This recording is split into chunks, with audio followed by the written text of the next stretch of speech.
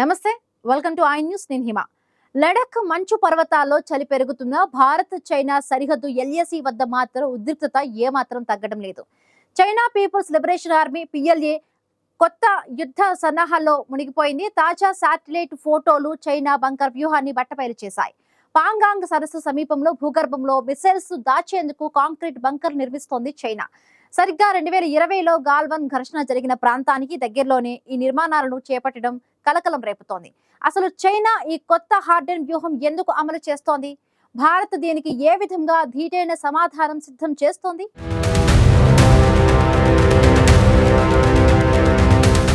లడఖ్ మంచు కొండల్లో చైనా కొత్త రహస్య వ్యూహం వెలుగు చూసింది. మాక్సర్ టెక్నాలజీస్ విడుదల చేసిన శాటిలైట్ చిత్రాల్లో ఎల్ఏసీకి అతి దగ్గరగా టిబెట్ లో చైనా తన ఎయిర్ డిఫెన్స్ సిస్టమ్ కోసం భూగర్భ కాంక్రీట్ బంకర్లను నిర్మిస్తున్నట్టు స్పష్టమైంది. పాంగాంగ్ సరస్సు దగ్గర దాదాపు 10 హెక్టార్ల ప్రాంతంలో ఈ కొత్త నిర్మాణాలు కనిపిస్తున్నాయి. ఇక్కడ HQ-9B వంటి శక్తివంతమైన ఉపరితలం నుంచి గాలిలోకి ప్రయోగించే మిసైళ్లను దాచవచ్చు.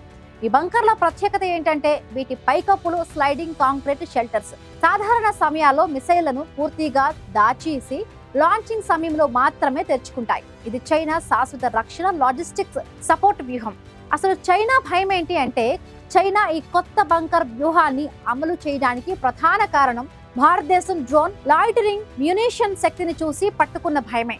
ఇటీవల ఆపరేషన్ సింధూర్లో భారత్ ఇజ్రాయెల్ హరోప్ స్వదేశీ నాగాస్త్ర 1 వంటి డ్రోన్ సిస్టమ్స్ తో పాకిస్తాన్ రాడర్లు మిసైల్ సైట్లను ధ్వంసం చేసింది. ఈ విజయం నుంచే చైనా పాఠాలు నేర్చుకుని తన SAM సిస్టమ్లను హార్డెన్ చేస్తోంది. పాంగాంగ్ లోనే కాదు, హాటన్ బేస్, షిగాత్సే ఎయిర్ బేస్ లో సైతం S-400 ఎయిర్ డిఫెన్స్ సిస్టమ్ కోసం ఇలాంటి బంకర్లు నిర్మిస్తోంది. చైనా ఈ కొత్త వ్యూహానికి భారత్ సరికొత్త బహుముఖ సమాధానాన్ని సిద్ధం చేస్తోంది.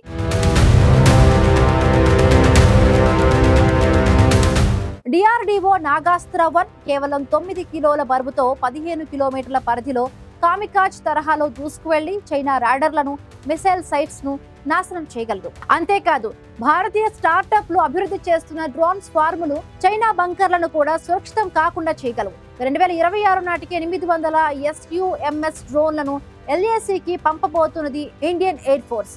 భారత్ RISAT-2B R1 ఉపగ్రహాలు రాత్రి పగలు తేడా లేకుండా చైనా కదలికలను క్లియర్ గా పసిగడుతున్నాయి. అంతేకాకుండా భారత సైన్యం ఆకాశ తీర్ కమాండ్ సిస్టమ్, స్కైడ్యూ రాడర్లతో ఒక పటిష్టమైన ఎయిర్ డిఫెన్స్ వలయాన్ని సిద్ధం చేస్తుంది. అంతేకాదు, DRDO అభివృద్ధి చేస్తున్న లేజర్ ఆధారిత డైరెక్టెడ్ ఎనర్జీ వెపన్స్ చిన్న డ్రోన్లను గాల్లోనే కాల్చేయగలదు. భారత్ రాఫెల్, సుఖోయ్ 30 MKY వంటి ఫైటర్ జెట్లను LACకి దగ్గరలోని బేస్లలో ఉంచి సరిహద్దు రోడ్లు, సొరంగాలను వేగంగా నిర్మిస్తూ సైనిక సామగ్రిని త్వరగా సరిహద్దులకు చేర్చి మౌలిక వసతులను అద్భుతంగా పెంచుకుంది. చైనా బంకర్ వ్యూహం దాని భయాన్ని, బలహీనతను సూచిస్తుంది.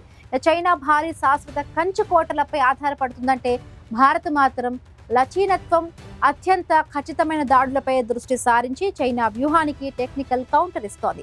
LAC వద్ద చైనా సన్నాహాలు, దానికి దీటుగా భారత్ ఇస్తున్న హైబ్రిడ్ కౌంటర్ వ్యూహం ఈ ప్రాంతంలో యుద్ధ వాతావరణాన్ని స్పష్టంగా సూచిస్తున్నాయి.